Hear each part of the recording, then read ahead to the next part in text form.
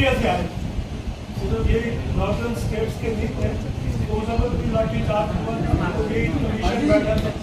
हाजी कहाँ बीच में? मगर ये जो आपका प्रोटेस्ट है, ये उसको भी सरपास करके आगे निकल गया उससे। आप देखो पार्लियामेंट में होम मिनिस्टर बैठे हुए हैं, पीएम बैठे हुए, उन तक को डरा दी, उनसे बोला ही नहीं जा रहा, उनको राहुल गांधी पीछे पड़ा हुआ है, पता नहीं क्या बोल रहे, कब बोल रहे, किसको बोल, इतना नहीं। अभी जहाँ तक रहा फोर्स के साथ है, अभी डीजी सीआरपीएफ साहब ने भी कहा कि हम फोर्स के साथ हैं। जिन हालात में फोर्स ने प्रोटेस्टर का मुकाबला किया, इसके अलावा कोई चारा नहीं। अभी भी कह रहे हैं हम तो कोई चारा नहीं। जो सुप्रीम कोर्ट ऑफ इंडिया और गवर्नमेंट ने फैसले दिए, हम उससे पूरे सहमत हैं, 100% सहमत है, एक्सेप्ट कि बदमाश के खिलाफ एक्शन जरूर होना चाहिए, हर हालत में हो। वो अगर ये बदमाश नहीं होते तो ये सिचुएशन पैदा नहीं होती। ये सिचुएशन बिगाड़ने वाले 3000 बदमाश थे 2873, सबको जो है नंबर याद हो गया, बच्चे को भी पता है आप कि कितने नंबर थे। बिना बदमाश के स्टूडेंट का हौसला नहीं पड़ सकता कि पुलिस से टकरा, और जो एक बार जेल में हुआ है वो पुलिस से बहुत ऊपर उठता है, और इतना डर के पुलिस भी किनारे पे खड़ी। सिंह बढ़ानिया भाई 1985 में मैं सब इंस्पेक्टर भर्ती हुआ था। करीबन 6 जगह में एसओ रहा था और 3 एसीपी सब डिवीजन का भी मुझे मौका मिला।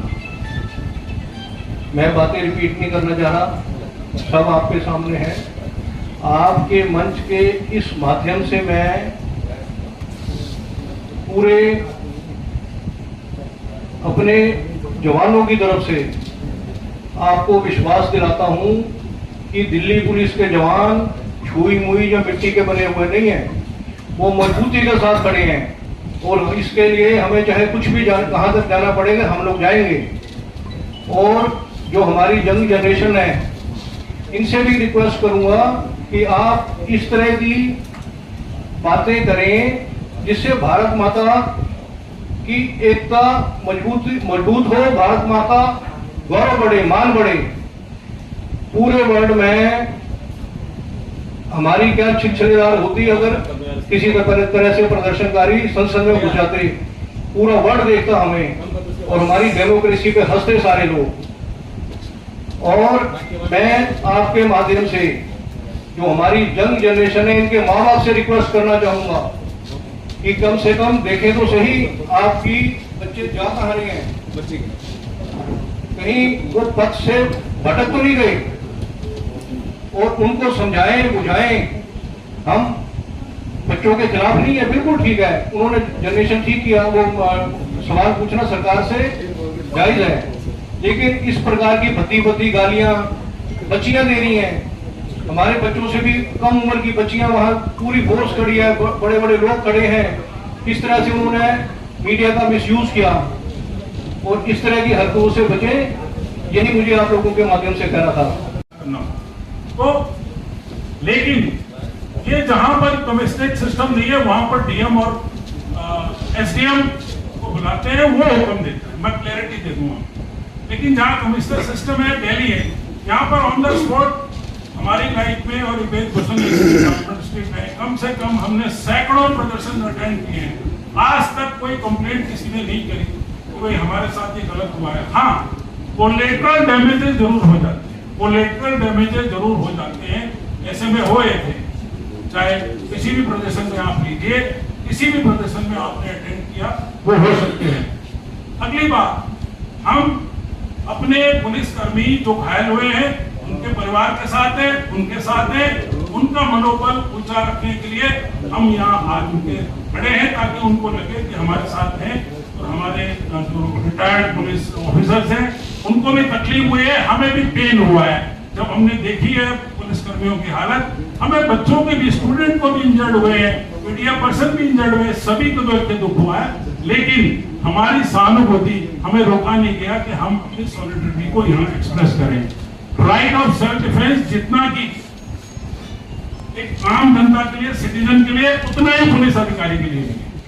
हाँ, और एक आखिरी बात मैं आपको बताना चाहूंगा, ऐसे मॉब फ्रेंजी में जहां पर जान का खतरा बना हुआ, लिंचिंग हो रही हो, वहां पर ट्रेनिंग, एसओपी, वहां पर बाकी की सारी चीजें मौके के अफसर को नहीं याद आती, क्योंकि सबसे पहला काम उसको जान बचाना होता है।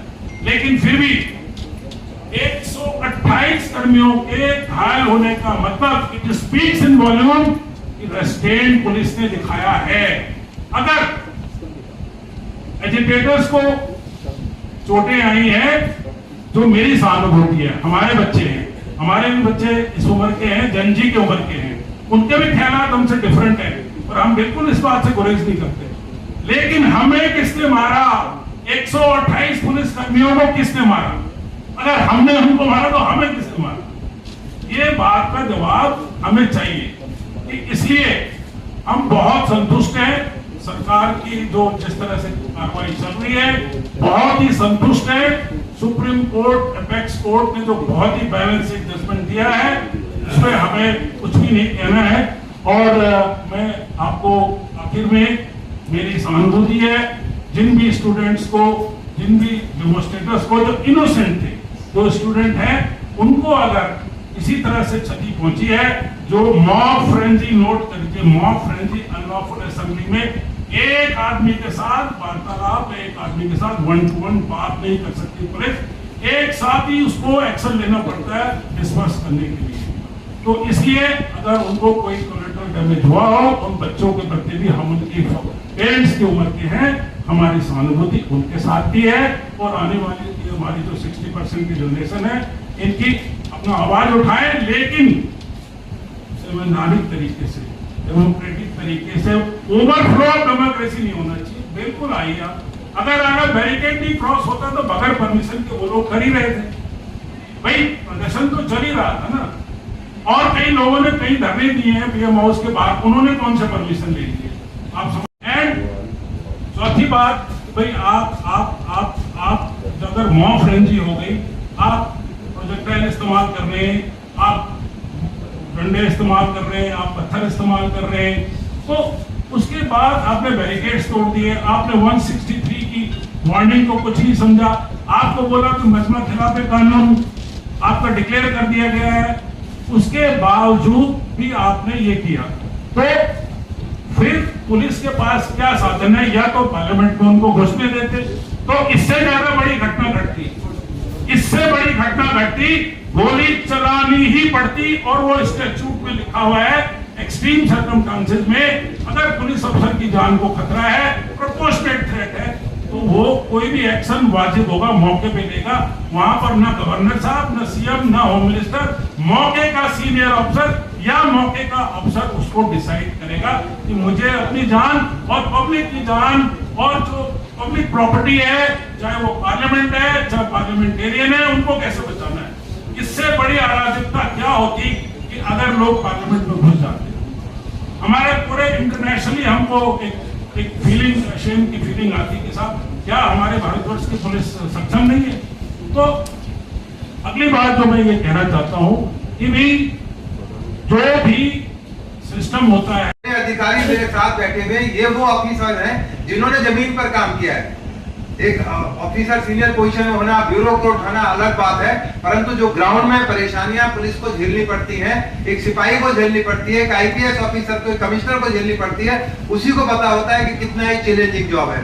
तो आप ये जो ग्राउंड के ऑफिसर थे, ये मैं इसीलिए आपके सामने रख रहा हूँ कि वो बातें बताएंगे जो ग्राउंड पर हमारी परेशानियां होती हैं, जो हम लोगों ने झेली हुई है, मार खाई हुई है, तमाम चीजें पुलिस के सामने होती हैं, कोर्ट कचहरी अदालत, बहुत सारे कानून और तमाम की निगाह पुलिस के ऊपर। अब मैं रिक्वेस्ट करूंगा, हमारे जमीन से जुड़े हुए पठानिया साहब है, राजेंद्र पठानिया, बहुत लंबे समय तक दिल्ली पुलिस की सेवाएं की है, 40 साल तक सेवाएं की है। मैं रिक्वेस्ट करूंगा पठानिया साहब, और मेरी ये भी रिक्वेस्ट है कि संक्षेप में 5-5 मिनट रखें, तो बिरला साहब को भी 5 मिनट जाना है।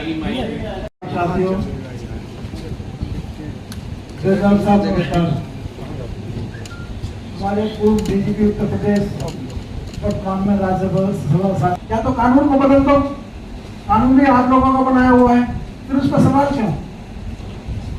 आपने भी देखा है कितना बल प्रयोग हुआ, उसका चौथाई बल प्रयोग भी नहीं हो पाया जिस तरह का उनका एक्शन था। पॉलिटिशियन तो अपनी राजनीति खेल खेलने के लिए यहाँ आ ही रहे थे। कौन कौन था मैं नाम नहीं लेना चाहता, सब आपको मालूम है कि किस तरह से राजनीतिक रोटियां सेकी जाती थी। अगर वो पार्लियामेंट में घुस जाते, जो कि विपक्ष भी यही चाह रहा था, ये घुसे पूरे हिंदुस्तान में अराजकता फैले। अगर शेर 2 कदम पीछे हटता है तो इसका मतलब वो अपनी रणनीति तैयार कर रहा है। अब कह रहे हैं कि मोदी झुक गया, मोदी झुक गया। हालांकि ये राजनीतिक मसला नहीं है, लेकिन निकल जाती है मुंह से बात, पूरे हिंदुस्तान में अराजकता फैल जाती। पूरा सड़कों पे पूरा स्टूडेंट को लाने की इनकी प्लानिंग थी, लेकिन वो उनका अपना फैसला था सरकार का। लेकिन बात यह है, कहने का मतलब कि अगर यही आप सोचो किसी विपक्ष के घर में घुस जाते स्टूडेंट तो रिवर्स हो जाते, फिर कहते कि अपराधी घुस गए, फिर ये अपराधी हो जाते। तो मैं पूरी तरह दिल्ली पुलिस के साथ हूँ। बहुत ही अच्छा एक्शन लिया है, काबिल तारीफ है। कितने इंजर्ड हुए उनकी बात कोई नहीं कर रहा। यहाँ तक कि लिंचिंग होने की भी तैयारी थी। किस तरह से एसीपी को घेर घार में मार रहे थे, किस्मत अच्छी थी कि बच गए, उनकी कोई बात नहीं कर रहे। हम मौका मिला, पहले में तो बहुत था, बहुत कुछ है। मैं खुद बीमार हूँ, अस्पताल से उठ के आया हूँ।